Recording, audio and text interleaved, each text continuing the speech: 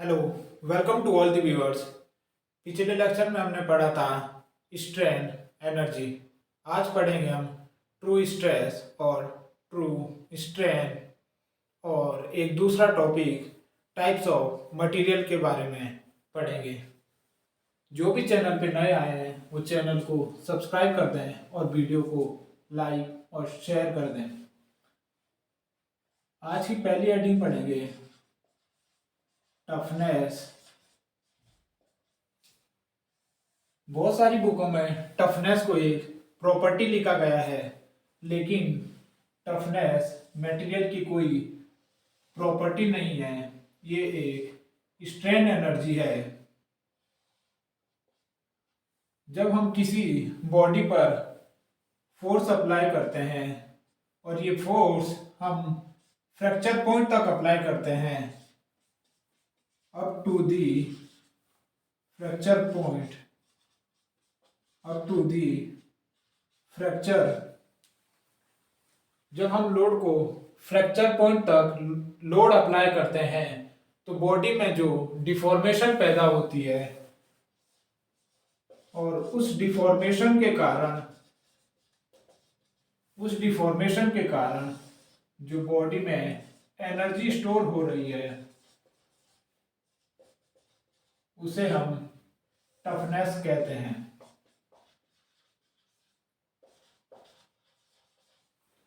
तो इसकी डेफिनेशन हो जाएगी, यह एक स्ट्रेन एनर्जी है जो फ्रैक्चर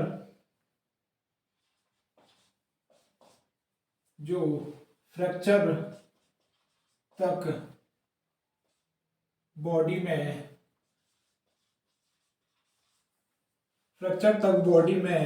स्टोर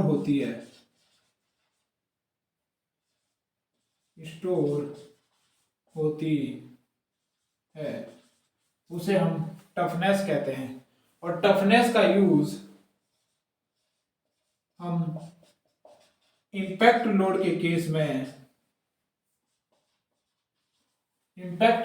केस में करते हैं।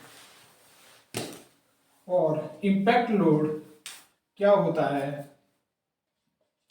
ऐसा लोड जो शॉर्ट टाइम तक अप्लाई किया जाता है, जो कम समय के लिए अप्लाई करते हैं। इसका जो आपने एग्जाम्पल देखा होगा, वो लोहार जब जो हथौड़े से फोर्स लगाता है, एक बार फोर्स लगाता है और फिर हथौड़ा हटाकर दूसरी बार लगाता है, तो जो हथौड़ों से फोर्स लग रहा है वो बहुत कम समय के लिए 2 या 3 सेकंड के लिए लग रहा है, और उसी फोर्स को हम इम्पैक्ट लोड कहते हैं। अगर इम्पैक्ट लोड और सडन लोड में आपको कंफ्यूजन हो तो इसमें डिफरेंस बस इतना ही है, ये शॉर्ट टाइम के लिए लगता है और ये लॉन्ग ड्यूरेशन में लगता है। लॉन्ग टाइम, थोड़े ज्यादा समय तक ये लगता है, लॉन्ग टाइम के लिए लगता है, लॉन्ग टाइम के लिए अप्लाई होता है। ये टफनेस है। और टफनेस जो ट्रक में जो लीफ स्प्रिंग लगी होती है उसमें टफनेस सबसे ज़्यादा होती है, क्योंकि उसमें भी इम्पैक्ट लोड लगता है और वहाँ टफनेस की रिक्वायरमेंट होती है। तो 2 एग्जांपल देके हमने, एक जो लोहार हैमर द्वारा लोड लगाता है वो इम्पैक्ट लोड है, और टफनेस का जो यूज है वो ट्रक के जो लीफ स्प्रिंग है उसमें लगता है, क्योंकि वहां पर भी सबसे ज्यादा इम्पैक्ट लोड लगता है और वो लीफ स्प्रिंग स्टील की बनी होती है। और स्टील एक डक्टाइल मटेरियल है जिसमें टफनेस भी अधिक होती है। जो मटेरियल डक्टाइल होगा उसमें टफनेस भी अच्छी होगी। स्टार्ट करते हैं आज का टॉपिक, ट्रू स्ट्रेस और ट्रू स्ट्रेन।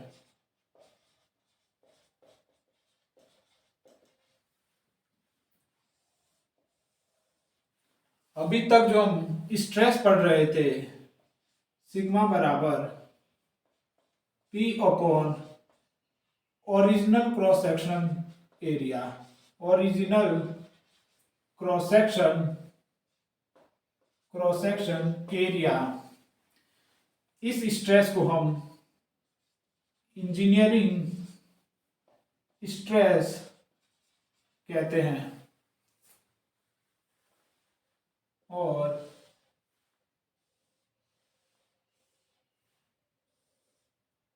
इंजीनियरिंग स्ट्रेस में जब हम किसी बॉडी पर स्ट्रेस कैलकुलेट करते हैं तो इस बॉडी का जो डायमीटर है वो d है, और जब हम इस पर ये लोड अप्लाई करने से पहले डायमीटर d है, जब हम लोड अप्लाई करेंगे तब भी हम इसमें डायमीटर d ही लेते हैं।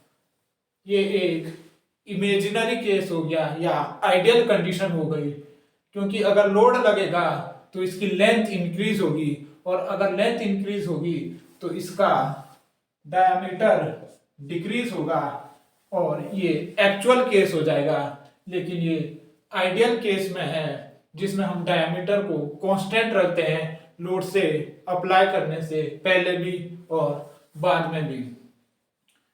और इसलिए हम इसे कह सकते हैं कि जो इंजीनियरिंग स्ट्रेस है वो थियोरेटिकल स्ट्रेस होती है, थियोरेटिकल स्ट्रेस भी होती है। इसका दूसरा नाम थियोरेटिकल स्ट्रेस भी है। और जो ट्रू स्ट्रेस है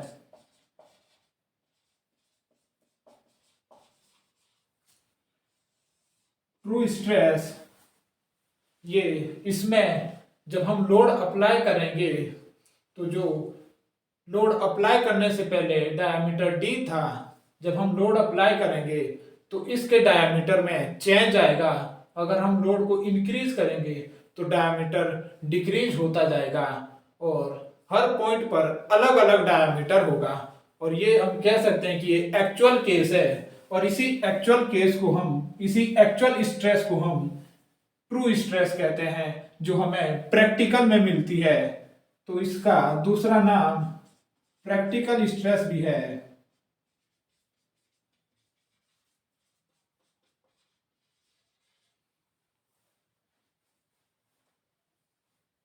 और इसका जो फॉर्मूला हो जाएगा, इसे सिग्मा टी से डिनोट करेंगे, P अपॉन AI। और ये जो एरिया होगा वो होगा इंस्टेंटेनियस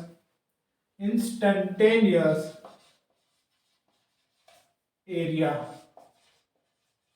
अब ये इंस्टेंटेनियस एरिया क्या होता है उसको समझेंगे।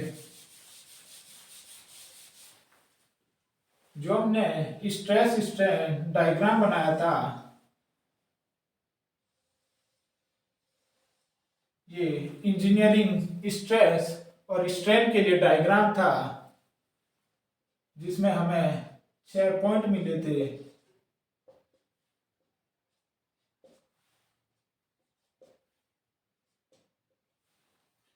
ट्रू स्ट्रेस एक एक्चुअल स्ट्रेस है या प्रैक्टिकल स्ट्रेस है।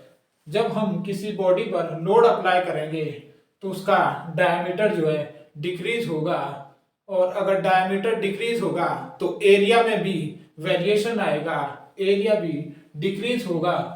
और जैसे जैसे हम इलास्टिक लिमिट से बाहर जाएंगे तो एरिया में चेंज आता जाएगा, क्योंकि डायमीटर कम होगा, और ई पॉइंट के बाद मटेरियल के डायमीटर में थोड़ा अधिक चेंज आएगा, क्योंकि इसके बाद फेलियर होना स्टार्ट हो जाएगा। तो ई और एफ पॉइंट के बाद मटेरियल का जो डायमीटर है वो इस प्रकार से चेंज होने लगेगा।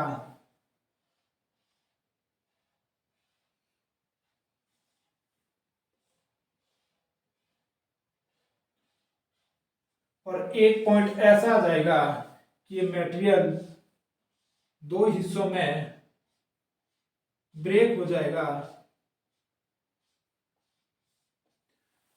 तो हम देख सकते हैं कि मटेरियल में जो लोड लगाने से पहले जो इसका डायमीटर डी था, लोड लगाने के बाद डायमीटर कम होता जा रहा है और जिसके कारण एरिया भी हर पॉइंट पर कम होता जा रहा है और स्ट्रेन भी हर पॉइंट पर स्ट्रेन में वेरिएशन होता जा रहा है। तो जो हर पॉइंट पे जो एरिया होगा उसे हम इंस्टेंटेनियस एरिया कहेंगे। जो ये अलग अलग पॉइंट पर एरिया मिलेगा हमें उसे हम इंस्टेंटेनियस एरिया कहेंगे।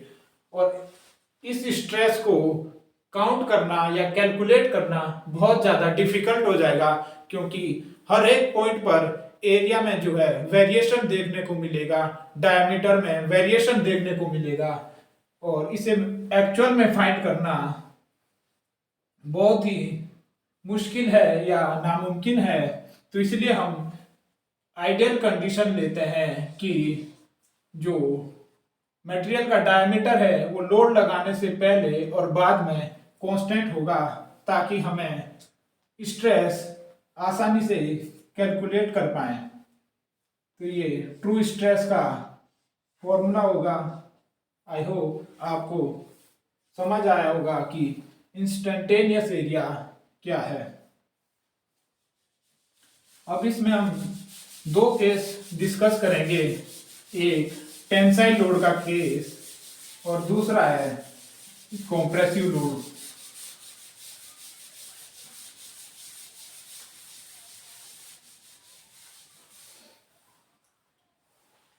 पहला केस है टेंसाइल लोड।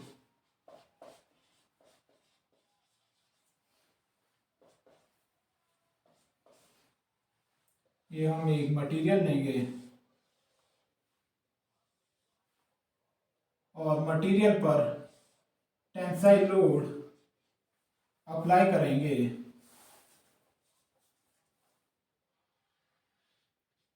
ये हमने इस पर टेंसाइल लोड P अप्लाई करा और अगर हम इसकी वैल्यू 100 न्यूटन लें और इसका cross sectional area, original cross sectional area अगर 10 मीटर स्क्वायर लें, तो इस केस में जो इंजीनियरिंग स्ट्रेस होगी वो P अपॉन A बराबर ओरिजिनल एरिया बराबर P का मान 100 और एरिया है 10 मीटर स्क्वायर। तो जो यहाँ से स्ट्रेस मिलेगी, इंजीनियरिंग स्ट्रेस, वो 10 न्यूटन पर मीटर स्क्वायर मिलेगी। लेकिन अगर हम इस पे ट्रू स्ट्रेस कैलकुलेट करें तो होगा क्या, इसका फॉर्मूला होता है P upon instantaneous area. Load तो सेम ही रहेगा क्योंकि लोड हम दोनों कंडीशन में सेम अप्लाई करेंगे, लेकिन एरिया जो होगा जब हम इसमें टेंसाइल लोड अप्लाई करेंगे तो इसके लेंथ में इंक्रीज होगा और जो डायमीटर है वो डिक्रीज होगा और अगर डायमीटर डिक्रीज होगा तो एरिया भी डिक्रीज होगा। तो हमें जो एरिया है वो ओरिजिनल एरिया से कम मिलेगा। और अगर हम इसकी वैल्यू में इसे मान लें कि 5 मीटर स्क्वायर हमें इंस्टेंटेनियस एरिया मिल रहा है किसी पॉइंट पर, तो 100 अपॉन 5, तो यहां से जो स्ट्रेस की वैल्यू आ जाएगी वो 20 न्यूटन पर मीटर स्क्वायर होगी। इसमें जो area original cross sectional area से इंस्टेंटेनियस एरिया हमेशा कम होगा टेंसाइल लोड के केस में, और उसके कारण जो इसमें स्ट्रेस मिलेगी ट्रू स्ट्रेस में, वो टेंसाइल लोड में इंजीनियरिंग स्ट्रेस से ज़्यादा मिलेगी। तो हम कह सकते हैं कि इंजीनियरिंग स्ट्रेस लेस देन है ट्रू स्ट्रेस से टेंसाइल लोड के केस में। यहाँ पर इंजीनियरिंग स्ट्रेंथ 10 न्यूटन पर मीटर स्क्वायर आई थी और यहाँ पर 20 न्यूटन पर मीटर स्क्वायर। ऑब्वियस सी बात है, अगर हमारा एरिया डिक्रीज होगा तो जो ये वाला फैक्टर है वो इंक्रीज होगा। और दूसरा जो केस है वो है कॉम्प्रेसिव लोड का केस।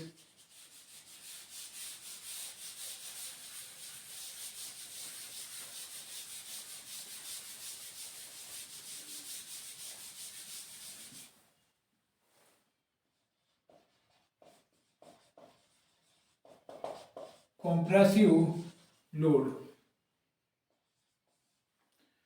वही एग्जांपल लेते हैं। इस पे जो अभी तक लोड हम टेंसाइल अप्लाई कर रहे थे, अब हम कॉम्प्रेसिव लोड अप्लाई करेंगे और ये इसका डायमीटर होगा।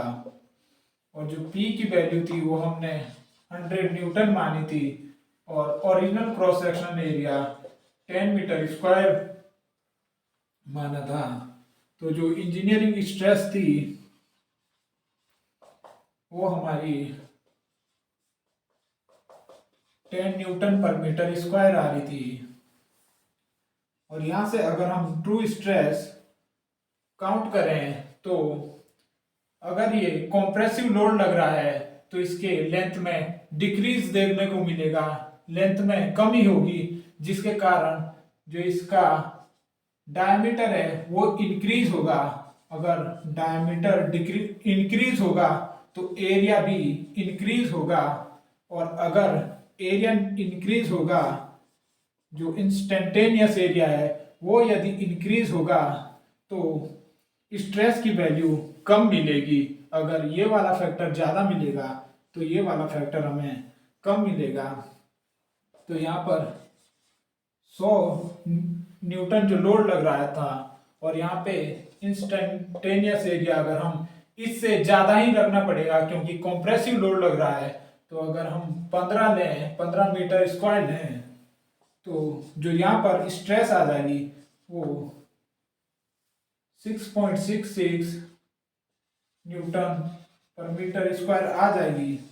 तो इस एग्जाम्पल हमें ये समझ आ जाता है कि जो इंजीनियरिंग स्ट्रेस है कॉम्प्रेसिव लोड के केस में वो अधिक होगी ट्रू स्ट्रेस से कॉम्प्रेसिव लोड के केस में। ये कॉम्प्रेसिव लोड के लिए, कॉम्प्रेसिव लोड के लिए, और टेंसाइल लोड के लिए इंजीनियरिंग स्ट्रेस लेस देन थी ट्रू स्ट्रेस से।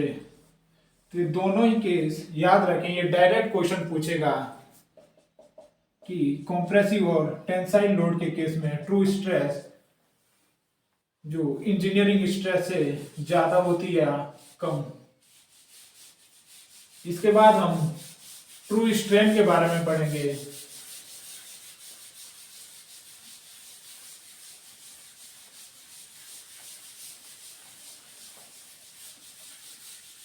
इससे पहले तक जो हम स्ट्रेन पढ़ रहे थे वो थी epsilon equals to del L upon L. इसे हम इंजीनियरिंग स्ट्रेन कहते हैं। और जो ट्रू स्ट्रेन होगी वो हम किसी मटेरियल पर अगर फोर्स अप्लाई करेंगे तो मटेरियल की लेंथ में इंक्रीज होगा, जो डेल्टा एल इलोंगेशन होगी यदि हम इस मटेरियल के पूरे क्रॉस सेक्शन का कोई एक पॉइंट पर स्ट्रेन लेते हैं जो कि डी एल होगी, इलोंगेशन को डी एल लेते हैं एक छोटे से क्रॉस सेक्शन पर, तो जो स्ट्रेन हो जाएगी डी डी एप्सिलॉन बराबर डी एल अपॉन एल। ये जो स्ट्रेन होगी इसको अगर हम इंटीग्रेट करते हैं तो हमें ट्रू स्ट्रेन मिल जाएगी। इसको इंटीग्रेट करते हैं तो ट्रू स्ट्रेन मिल जाएगी और इसमें लोअर लिमिट एल, क्योंकि इसकी लेंथ जो है एल से डेल्टा एल प्लस एल तक बढ़ जाती है और upper limit L plus del L होगी। इंटीग्रेट करने से यहाँ पर एप्सिलॉन इक्वल्स टू, ये जो है इंटीग्रेशन का फॉर्मूला है जो log e बेस एल हो जाएगा और इसकी upper value L plus del L और लोअर वैल्यू एल हो जाएगी। तो epsilon equals to log e base, पहले अपर वाली लिमिट रखेंगे L plus del L minus log e base L, और ये फिर से इंटीग्रेशन का फॉर्मूला है log का, log e base L plus del L upon L हो जाएगा।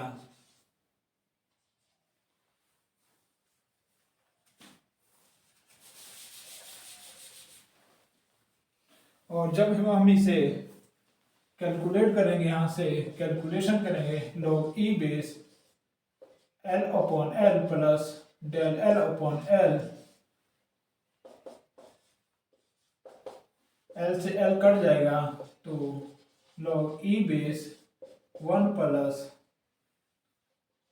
डेल्टा एल अपॉन एल, और ये जो स्ट्रेन है डेल्टा एल अपॉन एल, ये डेल्टा एल अपॉन एल ये हमारी इंजीनियरिंग स्ट्रेन है, तो हम कह सकते हैं कि 1 plus engineering strain epsilon engineering, और यही जो स्ट्रेन है ये हमारी ट्रू स्ट्रेन कहलाती है। तो ट्रू स्ट्रेन अगर log e बेस हटाएंगे 10 की बेस में रखेंगे तो हम कह सकते हैं कि ln equals to 1 plus epsilon engineering, तो ये ट्रू स्ट्रेन जो है ln 1 प्लस इंजीनियरिंग स्ट्रेन के बराबर होती है, और ये फॉर्मूला कई बार एग्जाम में पूछा गया है। तो हमने ट्रू स्ट्रेस और ट्रू स्ट्रेन के बारे में पढ़ लिया है, और इसके बाद हम अगला टॉपिक स्टार्ट करते हैं जो कि होगा टाइप्स ऑफ मटेरियल।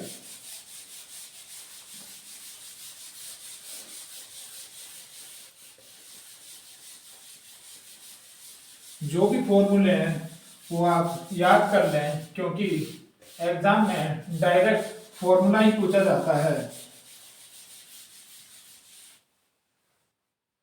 तो अगली हेडिंग है टाइप्स ऑफ मटेरियल के प्रकार। तो पहले टाइप का जो मटेरियल है वो है होमोजीनियस मटेरियल। दूसरे जो प्रकार का है वो है आइसोट्रोपिक मटेरियल। तीसरे प्रकार का नॉन होमोजीनियस मटेरियल। चौथे जो टाइप का है वो है नॉन आइसोट्रोपिक मटेरियल, और इसे नॉन आइसोट्रोपिक मटेरियल को हम एनिसोट्रॉपिक मटेरियल भी कहते हैं। और पांचवें टाइप का जो मटेरियल है वो है ऑर्थोगोनल मटेरियल। और छठे टाइप का जो मटेरियल है वो है विस्को इलास्टिक मटेरियल। तो इन 6 मटेरियल के बारे में हम पढ़ेंगे किस किस टाइप का होता है और किस प्रकार का है। सबसे पहले स्टार्ट करते हैं होमोजीनियस मटेरियल्स से। इसके लिए हम डायग्राम बनाते हैं। ये एक मटेरियल है, इसमें हम कोई भी किसी भी पॉइंट पर हम इलास्टिक प्रॉपर्टी चेक करेंगे। माना इस पॉइंट पर एक डायरेक्शन में इलास्टिक प्रॉपर्टी, इस डायरेक्शन में इलास्टिक प्रॉपर्टी E1 है, तो इस पॉइंट पर भी इलास्टिक प्रॉपर्टी इस डायरेक्शन में E1 ही होगी। और इस पॉइंट पर भी इस डायरेक्शन में इलास्टिक प्रॉपर्टी E1 ही होगी। किसी भी पॉइंट पर, सभी पॉइंट में x डायरेक्शन में जो प्रॉपर्टी होगी वो E1 होगी। और इसी प्रकार अगर हम इस पॉइंट के y डायरेक्शन की बात करें तो इसमें जो प्रॉपर्टी होगी वो अलग होगी, वो E2 होगी। और इसके भी y डायरेक्शन में प्रॉपर्टी E2 होगी और इस पॉइंट के भी y डायरेक्शन में प्रॉपर्टी E2 होगी। तो यहाँ हम देख सकते हैं कि एक पर्टिकुलर डायरेक्शन में, किसी एक डायरेक्शन में इलास्टिक प्रॉपर्टी सेम है और ये z डायरेक्शन में भी यहाँ पर E3 प्रॉपर्टी है, तो यहाँ पर भी E3 होगी और यहाँ पर भी E3 होगी। तो हम इसकी डेफिनेशन कह सकते हैं कि होमोजीनियस मटेरियल में, इस मटेरियल में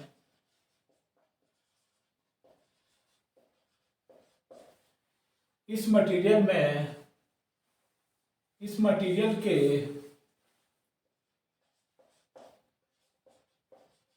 सभी पॉइंट्स पर, इस मटेरियल के सभी पॉइंट्स पर, इस मटेरियल में सभी पॉइंट्स के एक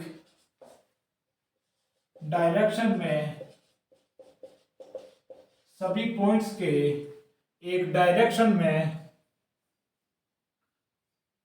सभी पॉइंट के एक डायरेक्शन में इलास्टिक प्रॉपर्टीज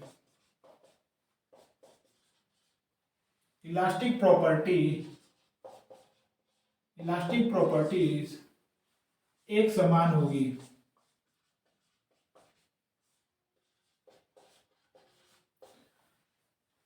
सभी पॉइंट के किसी एक डायरेक्शन में इलास्टिक प्रॉपर्टी सेम होगी। मटेरियल में सभी पॉइंट्स के किसी एक डायरेक्शन में इलास्टिक प्रॉपर्टी समान होगी या सेम होगी, इसे हम होमोजीनियस मटेरियल कहेंगे। और दूसरे जो टाइप का मटेरियल है वो है आइसोट्रोपिक। और जब हम आइसोट्रोपिक मटेरियल की बात करेंगे इसमें भी हम रैंडम पॉइंट लेंगे और उसमें उन पॉइंटों पर इलास्टिक प्रॉपर्टी देखेंगे। यदि इस पॉइंट पर x डायरेक्शन में इलास्टिक प्रॉपर्टी E1 है और इस पॉइंट पर x डायरेक्शन में इलास्टिक प्रॉपर्टी E2 है और इस पॉइंट पर भी x डायरेक्शन में इलास्टिक प्रॉपर्टी E3 है, तो x डायरेक्शन में इलास्टिक प्रॉपर्टी डिफरेंट है, लेकिन y डायरेक्शन में बात करें तो यहाँ भी E1 होगी और z डायरेक्शन में भी E1 होगी। इसी प्रकार इस पॉइंट पर भी y डायरेक्शन में E3 होगी और z डायरेक्शन में भी E3 प्रॉपर्टी होगी, और यहाँ पर y डायरेक्शन में E2 और z डायरेक्शन में भी E2 होगी। तो हम कह सकते हैं कि मटेरियल के किसी एक पॉइंट पर किसी भी एक पॉइंट पर सभी डायरेक्शन में इलास्टिक प्रॉपर्टी एक समान है। x डायरेक्शन में भी E1 है, y डायरेक्शन में भी E1 है और z डायरेक्शन में भी E1 है। तो हम कह सकते हैं कि इस मटेरियल में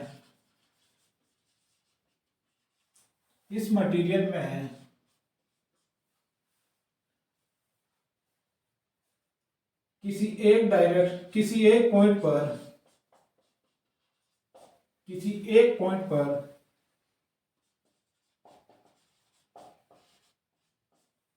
एक पॉइंट के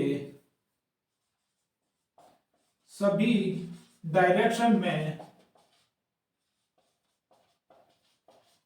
इलास्टिक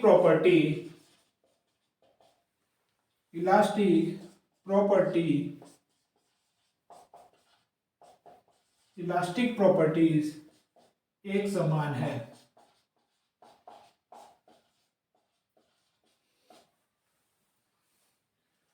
और यहां पर हम कह सकते हैं कि जो होमोजीनियस मटेरियल है वो उसके इस पॉइंट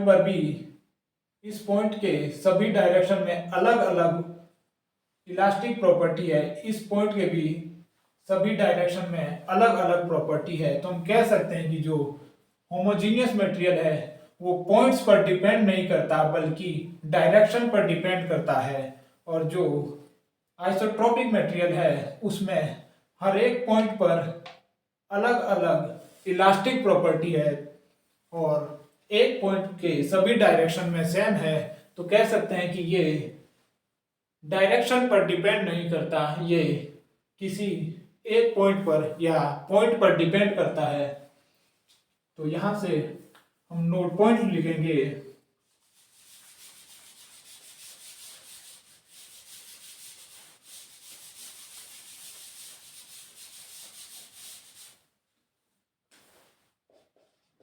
नोट पॉइंट लिखेंगे कि होमोजीनियस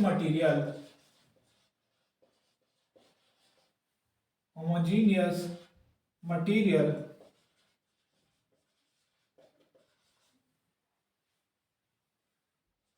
डायरेक्शन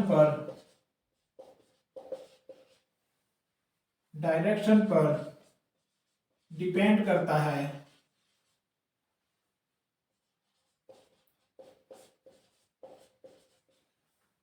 पॉइंट पर नहीं।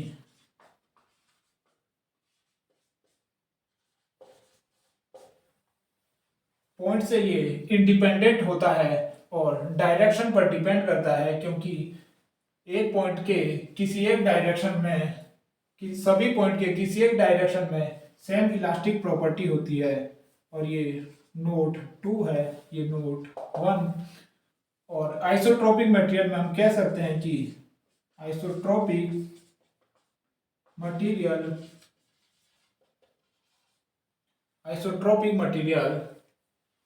डायरेक्शन पर डिपेंड नहीं करता,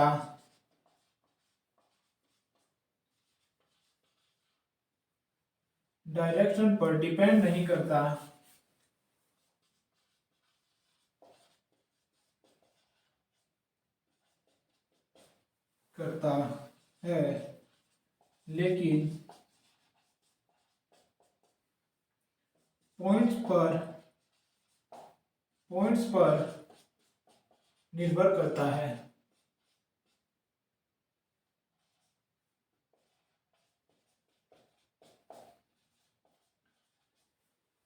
आइसोट्रोपिक मटेरियल में कह सकते हैं हम कि ये डायरेक्शन से इंडिपेंडेंट होता है और होमोजेनियस मटेरियल पॉइंट से इंडिपेंडेंट होता है। तो ये दो नोट पॉइंट थे होमोजेनियस और आइसोट्रोपिक मटेरियल के बारे में। अगला जो मटेरियल है वो है non homogeneous. Non homogeneous material जो है डायरेक्शन पर डिपेंड करता है। होमोजीनियस मटेरियल डायरेक्शन पर डिपेंड करता है। यदि इस डायरेक्शन में प्रॉपर्टी E1 है और इस डायरेक्शन में प्रॉपर्टी हम E2 कर दें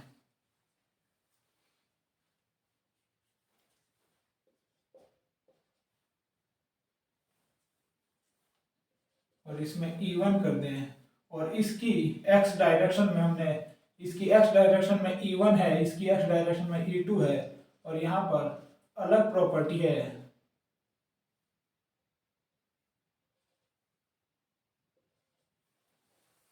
तो होमोजीनियस मटेरियल क्या था, जिसके सभी पॉइंट पर किसी एक डायरेक्शन में मटेरियल की प्रॉपर्टी एक समान है।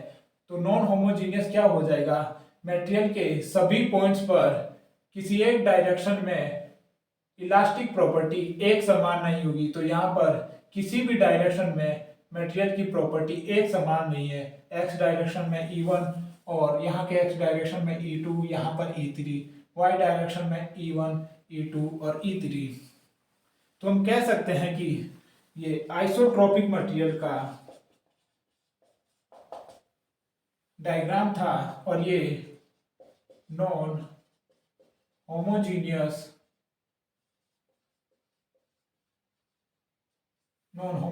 मटेरियल का डायग्राम है। तो मुझे लगता है कि ये दोनों एक समान ही है देखने में। तो हम कह सकते हैं कि जो नॉन होमोजीनियस मटेरियल है वो आइसोट्रोपिक मटेरियल भी हो सकता है।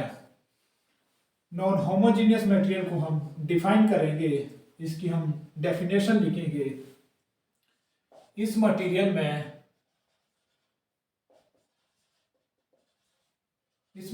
में सभी पॉइंट्स पर सभी पॉइंट्स के किसी एक डायरेक्शन में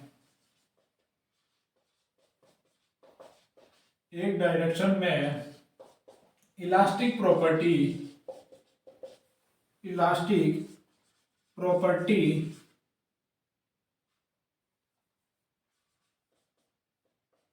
प्रॉपर्टीज एक समान नहीं होती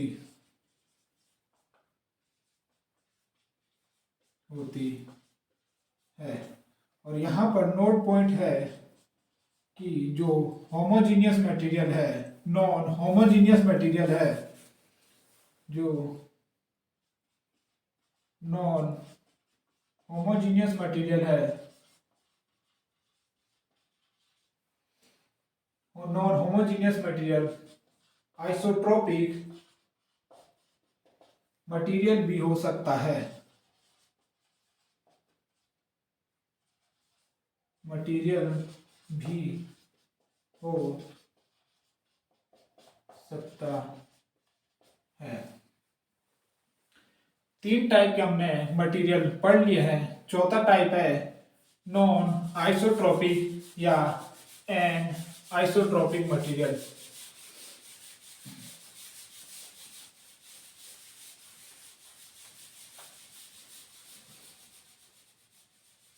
ये आइसोमेटेरियल का डायग्राम है।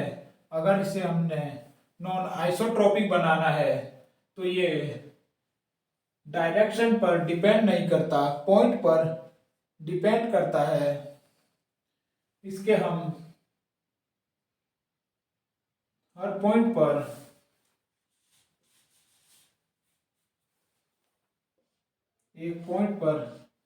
किसी भी एक पॉइंट के सभी डायरेक्शन में इलास्टिक प्रॉपर्टी सेम होती थी आइसोट्रोपिक मटेरियल में। अगर इसे हमने एनाइसोट्रोपिक बनाना है तो इस डायरेक्शन में E1, इस डायरेक्शन में E2 और इसमें E3 कर देंगे तो ये एनाइसोट्रोपिक मटेरियल हो जाएगा।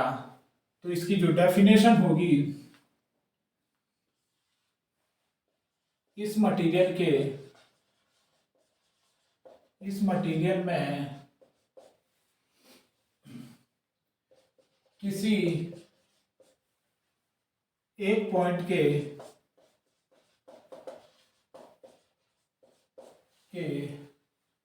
सभी दिशाओं में, सभी डायरेक्शन में इलास्टिक प्रॉपर्टीज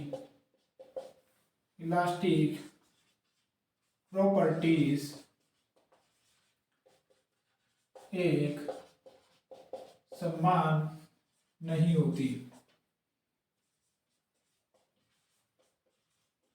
एक समान नहीं होती है।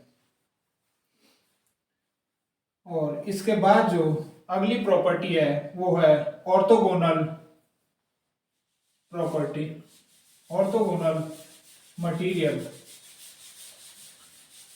इसके बाद अगले टाइप का जो मटेरियल है वो है ऑर्थोगोनल मटेरियल। ऑर्थोगोनल मटेरियल वो मटेरियल है जिसके तीनों म्यूचुअल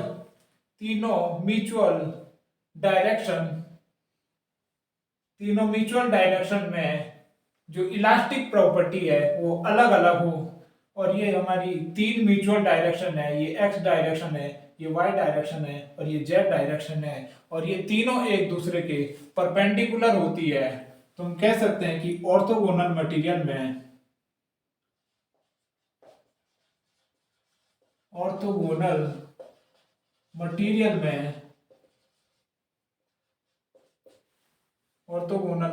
में तीनों म्यूचुअल परपेंडिकुलर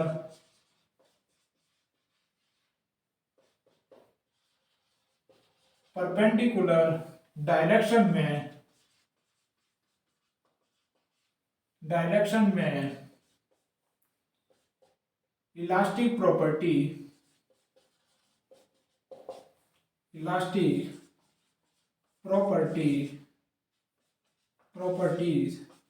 एक समान नहीं होती।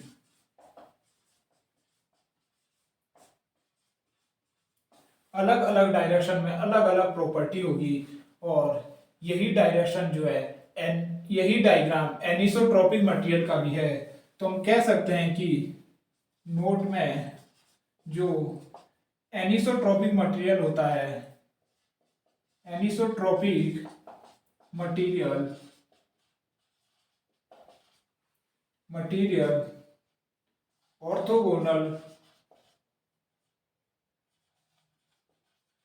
ऑर्थोगोनल मटेरियल भी हो सकता है।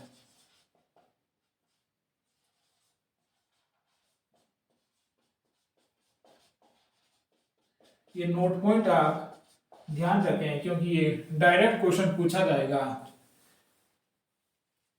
और जो ऑर्थोगोनल मटेरियल में है, इसका दूसरा नोट पॉइंट, ऑर्थोगोनल मटेरियल में जो इलास्टिक कांस्टेंट होते हैं उसकी संख्या 9 होती है।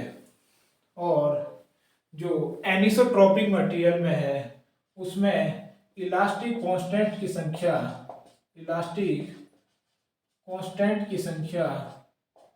21 होती है। तो ये बहुत बार पूछे गए हैं दोनों ही क्वेश्चन। एनिसोट्रॉपिक मटेरियल में इलास्टिक कांस्टेंट की संख्या कितनी होती है और ऑर्थोगोनल मटेरियल में इलास्टिक कांस्टेंट की संख्या कितनी होती है। ऑर्थोगोनल में 9 और एनिसोट्रॉपिक मटेरियल में 21 होती है।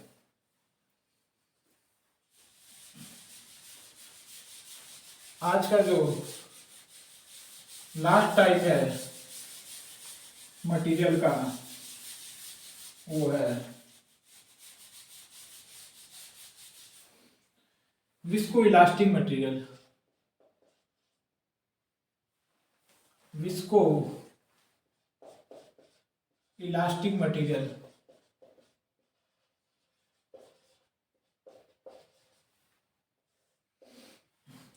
जब हम किसी मटेरियल पर लोड लगाते हैं तो उसमें डिफॉर्मेशन पैदा होती है।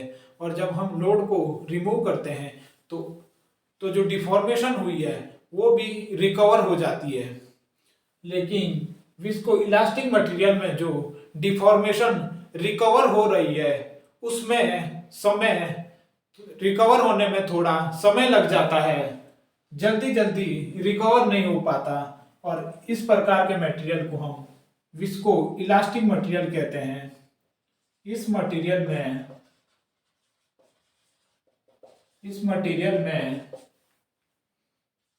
डिफॉर्मेशन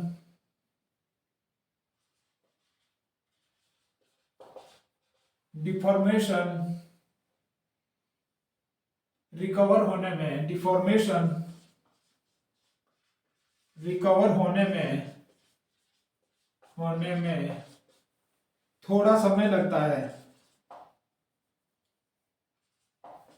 थोड़ा समय लगता है,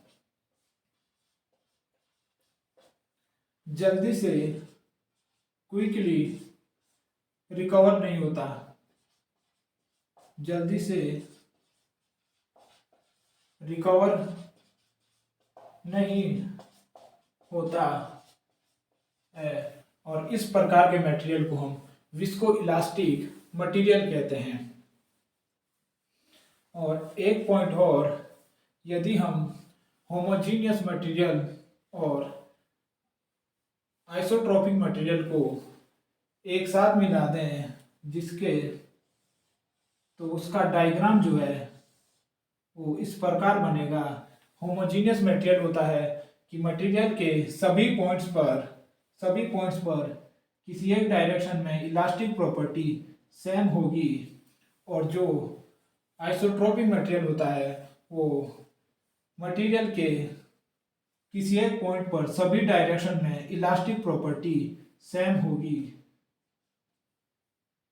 अगर इस प्रकार का कोई मटेरियल है तो उस मटेरियल को हम होमोजीनियस और आइसोट्रोपिक मटेरियल कहेंगे,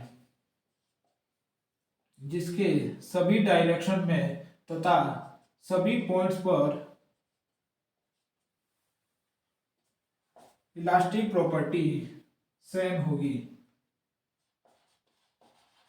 homogeneous and isotropic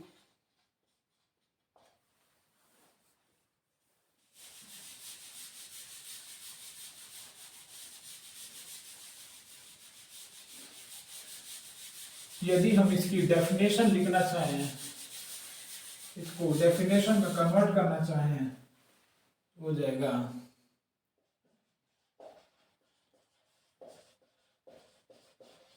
homogeneous and isotropic. इस मटेरियल के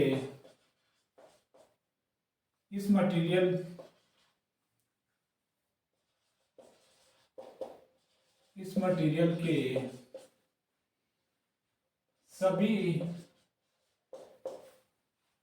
पॉइंट्स पर, सभी बिंदुओं के सभी ऑल डायरेक्शन में इलास्टिक प्रॉपर्टीज एक समान होगी। और इस प्रकार के मटेरियल को हम आइसोट्रोपिक और होमोजीनियस और आइसोट्रोपिक मटेरियल कहते हैं। आई होप आपको लेक्चर समझ आया होगा, और अगर वीडियो अच्छी लगे तो लाइक कर दें, शेयर कर दें और चैनल को सब्सक्राइब भी कर दें। अगर आपको कोई भी डाउट पूछना है तो कमेंट बॉक्स में कमेंट कर दें। आज के लिए इतना ही।